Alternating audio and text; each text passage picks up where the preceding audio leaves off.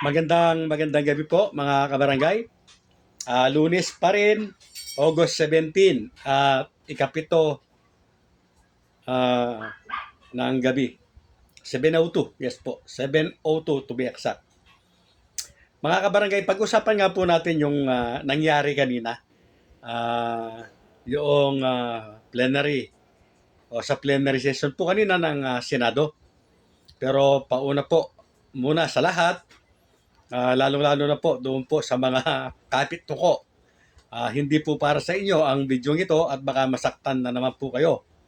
Ito po kasi ay mga haka-haka, kuro-kuro at espektakulasyon na maaaring maging totoo o hindi. Bawal po ito sa mga makikitid po ang isip.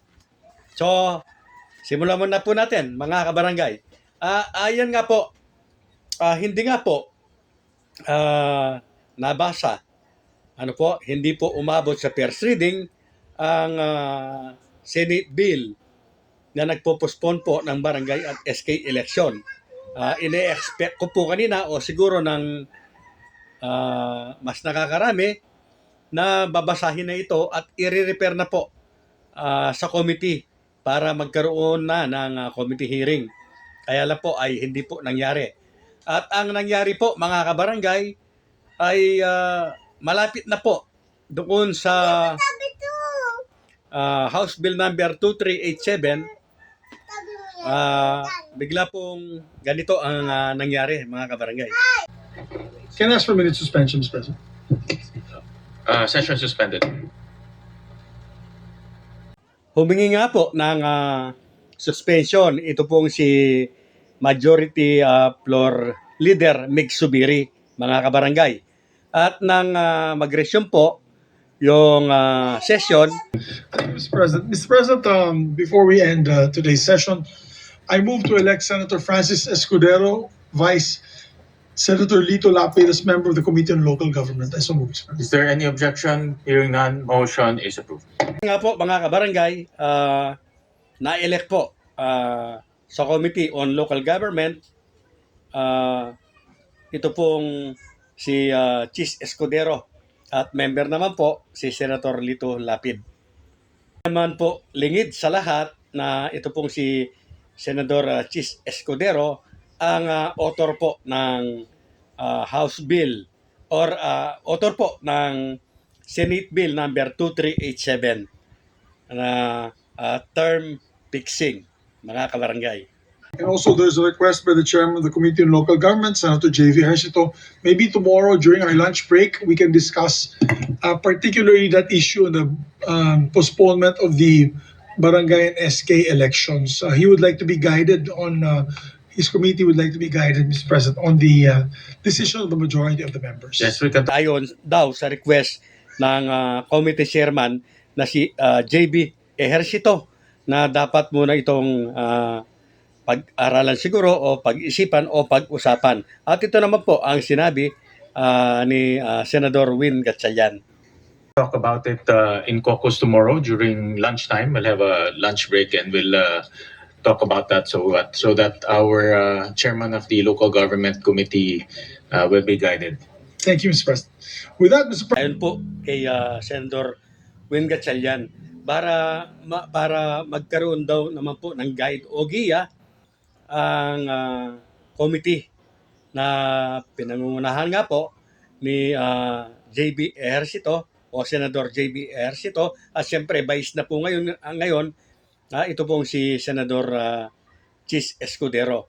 So nakikita po natin mga kabarangay na talagang sinusunod na mabuti kumbaga pinag-iisipan, pinag-aaralan po nilang mabuti na makikita po natin na talagang hirap po na makalusot ngayon ang anumang panukala nila dahil lahat po ng mga panukala, anuman ang maging pamagat niyan ay nauuwi po sa postponement ng barangay at SK election na nakatakda po sa November 2, 2026. Ang nakikita ko po dyan mga kabarangay ay kapag yan po ay naayos or umusad, nakarating ng first reading at na-repair po sa committee. Siyempre po lalakas at magkakaroon na po ng buhay na naman ang postponement. Kapag yan po ay sumulong at yes po, umabot sa first reading hanggang ma-refer sa committee, ay ibig pong sabihin yan, may nakita po na legal na aksyon o may nakita po na pwede na maging legal ang gagawin nilang term fixing or kung ano pa man yan, mga kabarangay. Dahil sa pag-uusap nga po nila, sa pag-aaral, kung yan po ang mangyayari, ay isusulong po talaga nila, mga kabarangay. Kung may makikita nga po sila na dahilan para yan po ay maging constitutional. Sa maniwala po kayo at sa hindi, ayan po yung aking nakikita. Dahil kung yan naman po ay talagang pahirapan or mahihirapan po sila at mapapag-aralan po nila na yan po ay idideklara na unconstitutional ng Korte Suprema, ay bakit pa nila yan isusulong? Bakit pa nila yan aaprobahan?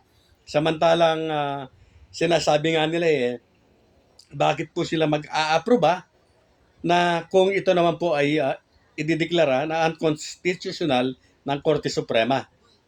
Mga kabarangay, yan lamang po yung nakikita natin na maaaring mangyari. Dalawa lamang po yan. Maaaring umusa dyan sa first reading at i-refer sa committee at maaari po na doon pa lamang po sa caucus ay papatayin na yan or mamamatay na kung talagang wala po silang makikitang dahilan na yan po ay magiging constitutional. Muli po, yan po ay haka-haka, ekspektakulasyon at imahinasyon lamang ng may likha. Huwag kayong magagalit at yan po ay malalaman natin bukas kung ano ang totoo. Real talks based on facts.